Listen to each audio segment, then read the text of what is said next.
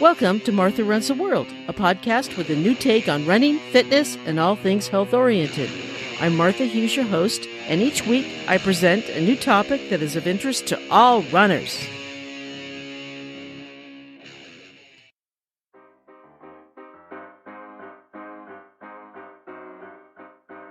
Welcome to episode 249 of Martha Runs the World. This week is my special episode for Halloween, Haunted Running Trails. I do a special episode every Halloween, every year at Halloween time, just for haunted running trails. And each year I try to do a theme. This year it's Europe. I picked 3 places in Europe that are known to be haunted, where you can run either at the location or around the location that I picked. And it should be fun talking about them. Each location has a really deep history of being haunted or a tragic history that you just know they're haunted. And so I think you're going to enjoy this. One of course, I do believe you've heard of. The other 2 you might not have heard of. So there's one very popular, very famous location, and the other 2 might not be so. And then I'm going to include 2 movies that have either trails or running in the theme, 2 Halloween horror movies or slasher movies or whatever. And one is a slasher, one is more a thriller, but it's also horrifying, kind of scary. And I want to recommend you see one and skip the other one. And I'll talk about that after the haunted trails that I talk about.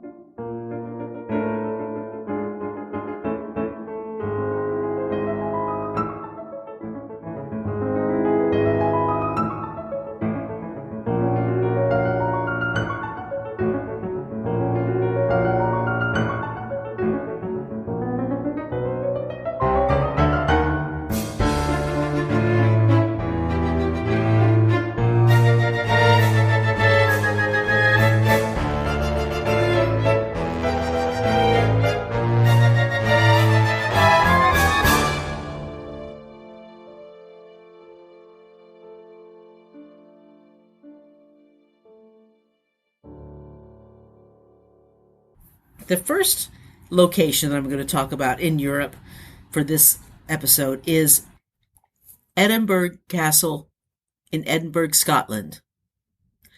And it's very famous. It's a huge tourist attraction, and it's well known in the city. And I'm sure most of you, if not all, have heard of this location before. Edinburgh Castle is arguably one of Scotland's most haunted sites, and it contains countless urban legends, reported ghost sightings, and paranormal activities. I'm only going to be talking about a few of those stories and legends because if I talked about all of them, we'd be here all day. Set upon its mighty rock, Edinburgh Castle's strategic advantage is clear. Seeing the site's military potential, Iron Age people built a hill fort on the rock. So there's been something there for a very long time. Early medieval poetry tells of a warband that feasted here for a year before riding to their deaths in battle. As well as guarding great moments in history, the castle has suffered many sieges. During the Wars of Independence, it changed hands many times. In 1314, the Scots retook the castle from the English in a daring night raid led by Thomas Randolph, nephew of Robert the Bruce. The castle's defenses have evolved over hundreds of years. Mons Meg, one of the greatest medieval cannons ever made, was given to King James II in 1457. The Half Moon Battery, built in the aftermath of the last siege of 1573, was armed for 200 years by bronze guns known as the Seven Sisters. 6 more guns defend the Argyll Battery with its open outlook to the north. Edinburgh Castle was home to kings and queens for many centuries. Queen Margaret, who was later made a saint, died here in 1093. The chapel built in her honor by her son, King David I, is Edinburgh's oldest building. St. Margaret's Chapel still hosts weddings and christenings today. Edinburgh Castle is the most besieged castle in Britain, with 23 attacks throughout Scotland's history. The Scottish equivalent of the Tower of London, it hosts the country's crown jewels, served as a prison and barracks, and protected the royal family during times of unrest. Considering its turbulent past over the centuries, a few resident ghosts still linger within its battle-worn ramparts.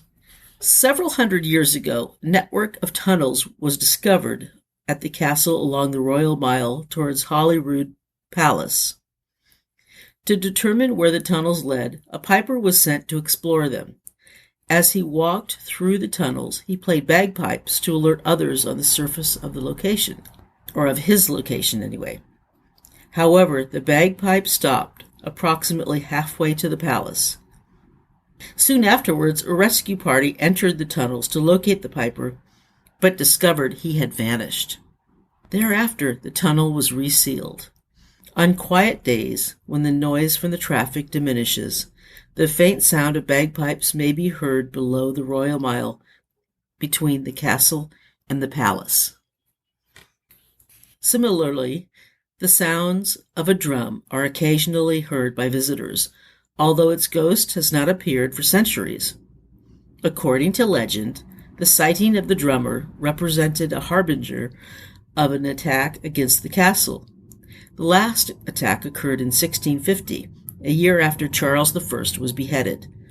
Strange experiences around Edinburgh included sword-shaped meteors speeding across the sky and spectral soldiers riding horseback over nearby hills. In one series of events, the ghostly drummer was reported by castle sentries as playing his drum along the battlements each night. More disturbing, he reportedly lacked a head, much like Charles. As a result, the castle governor decided to investigate the matter himself to unravel the mystery of these ghostly sightings. He never saw a ghost, but he heard a drum playing an old Scottish war tune with many feet marching to the beat. The sounds of the ghostly procession went towards and subsequently past the governor. However, the sighting of the drummer happened during the same year, 1650. Oliver Cromwell's army was laying siege to the castle, thereby giving credence to the folklore. Sightings of restless spirits still occur at the castle. In 2003, construction crew members performing restoration of the structure claimed ghosts of prisoners from the Napoleonic Wars harassed them. Various photos of these men working in the Queen Anne building captured what resembled hazy blue orbs floating above their heads. In some cases, people refused to work alone. Janet Douglas, Lady of Glamis, was burned at the stake on Castle Hill on the 17th of July, 1537, on a false accusation of witchcraft and treason. Following her death, a Grey Lady, believed to be Janet, was seen wandering through the castle hallways. Janet always haunts Glamis Castle as the Grey Lady of Glamis, wandering through the family chapel and clock tower. In the summer of that year, when the final accusations of witchcraft and treason were being brought against her, her family and servants would be tortured at the hands of King James. Her servants eventually cracked, giving false evidence against her. After being falsely accused of poisoning her first husband, John Lyon, 6th Lord of Glamis in 1528, as well as being suspected of plotting against the then King, James V, Janet would be tormented and suspected of treason for most of her life until she would be burnt at the stake, her 16-year-old son forced to watch. Although executed at Edinburgh Castle, and despite there being rumored sightings of a grey lady walking through its halls, it is at Glamis Castle Angus where Janet is the most active. But they do say that she has been seen at Edinburgh, so that's how that is related. But you know that every castle in Europe has ghosts, every single one of them. Edinburgh is a very runnable city. It's a beautiful city and very hilly, and you'll get a good workout.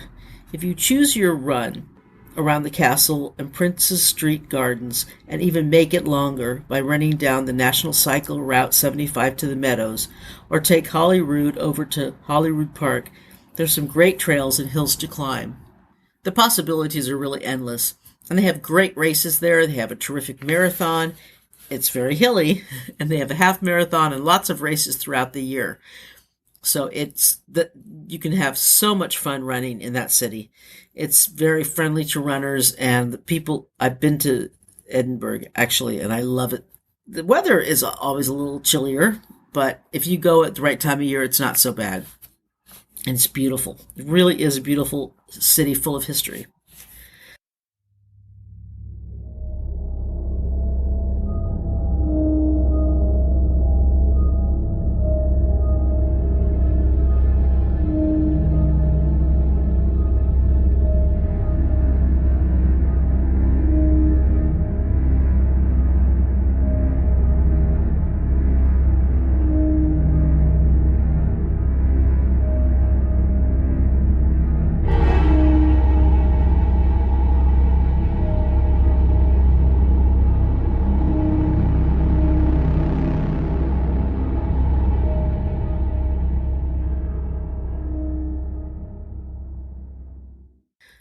Now, the next castle, there are two castles and a cave. How's that? But the next castle you might not have heard of. It's called Zvíkov Castle in the Czech Republic. I hope I'm pronouncing that right. So I apologize for any of the mistakes I make in pronunciation in this next one. Zvíkov Castle is located in the southern part of the Czech Republic. It was the private seat of MacLeod I between 1230 and 1253, and Přemysl Ottokar II. And I apologize for my pronunciation again. First mentioned in 1234, the Zvíkov Castle was founded at a strategically important position above the confluence of the Vltava and Otava rivers. It sits in a tiny peninsula sticking out of these rivers, right in between them. It's a very, very tiny little plot of land, just enough for a castle. This was the seat of the first Czech kings. In the 17th century, the castle fell into disrepair, but it was brought back to its former glory in the 1900s. Until 1597, there are stories about the Zvíkovský Rarasek. Rarak is a supernatural being common to Slavic folklore, similar to an imp or trickster, which haunts people in the ancient tower, the Markomanka. This tower has stones engraved with unknown symbols and was built during the Marcomanni rule over Bohemia in the 1st century BC and 2nd century AD. It was integrated into Zvíkov's castle hundreds of years later. Weird events occur here frequently, including weird photos, technical problems, unpredictable behavior of animals, spontaneous extinguishing of fires, electromagnetic anomalies, and the presence of ghosts. In the Czech Republic, it's a popular subject of investigations. Other areas of the castle are also haunted. It is said to be dangerous to sleep in the main tower, and anyone who does dies within a year. Another monster common in Czech culture, firehounds, are also part of the myth surrounding the castle. It is said that these spectral dogs, in some accounts they are depicted with burning eyes, are guarding a hidden tunnel underneath Zvíkov. The castle is surrounded by beautiful woods with plenty of trails perfect for running. One trail goes to the nearby town of Orlik, which is also picturesque and very historic and would be great for a visit. If you don't want to drive your own car to the castle, you can take a bus from Prague to the nearby town of Similik and then catch an inexpensive cab to the castle. And I looked on some travel sites, and it says the cabs from that town to the castle only cost like $10 or so. It's not much. And you can do that if you want. And it's really beautiful area. Lots of woods and forests and lots of trails in the area.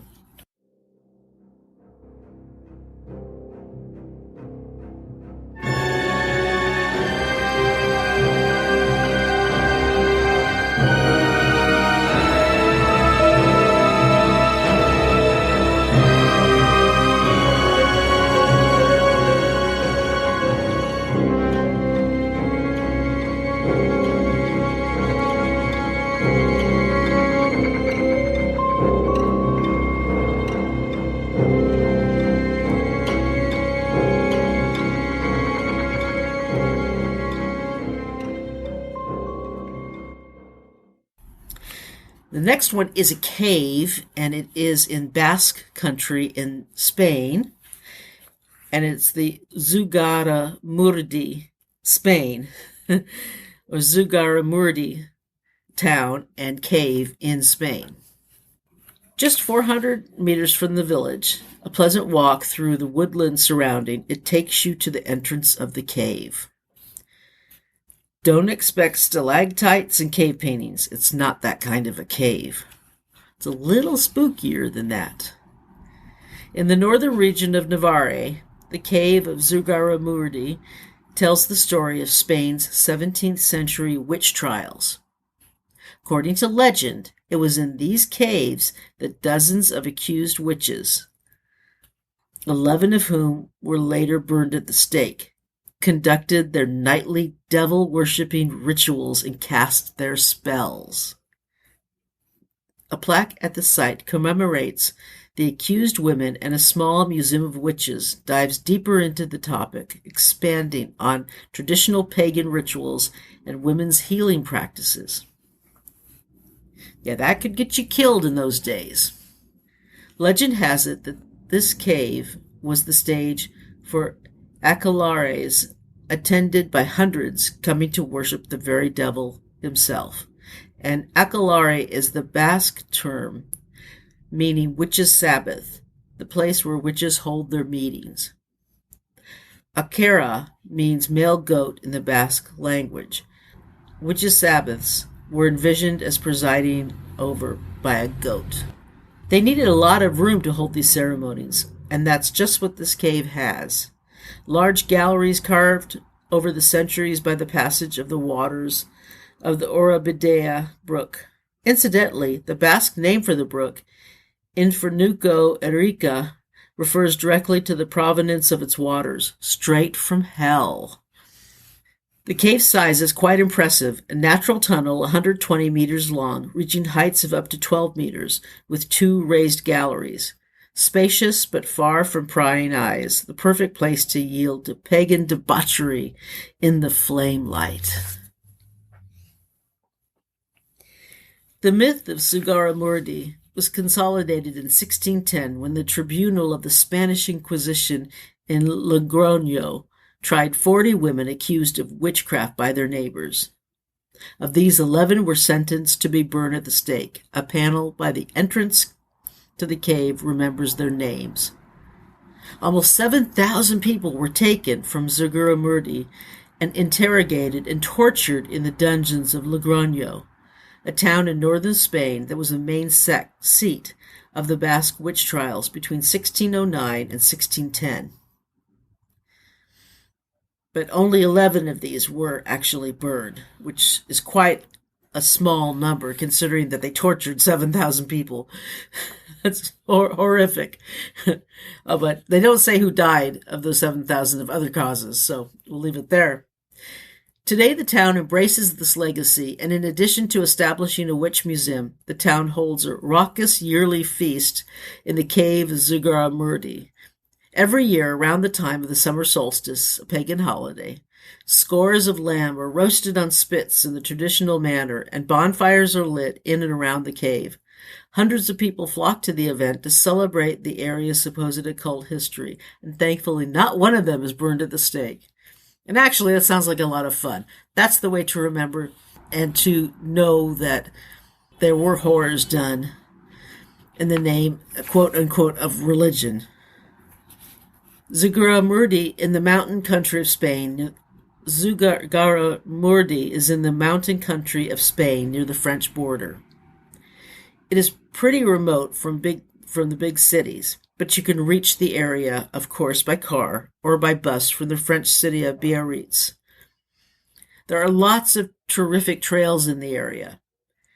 I mean, it is in the foothills of the Pyrenees Mountains. It's a beautiful area. It's a lot of farming there, probably a lot of wine, a lot of wineries.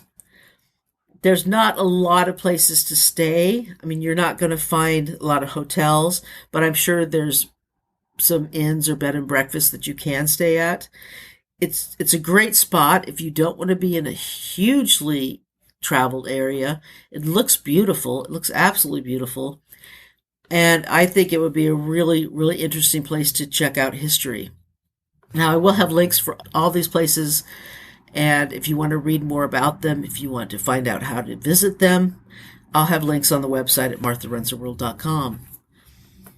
All right, now, movies. I watched a couple movies this past weekend, just to see if I liked them. And one I've seen before, so I wanted to rewatch it, though, because it's been a few years.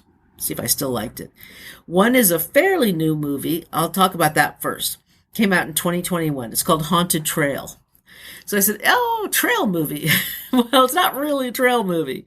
I won't spoil it. During the Halloween season, there are amusement park type offerings called haunted trails. Now, they don't have those in my area, so I had to look up what those are because I wasn't sure. I'd never heard of those before. They're pretty popular, actually. They look like fun. Attendees wander around an area that have scary offerings like a haunted house area or a cornfield, and then they get scared by employees of the temporary amusement park of the haunted trail, and then they run to the next part of it.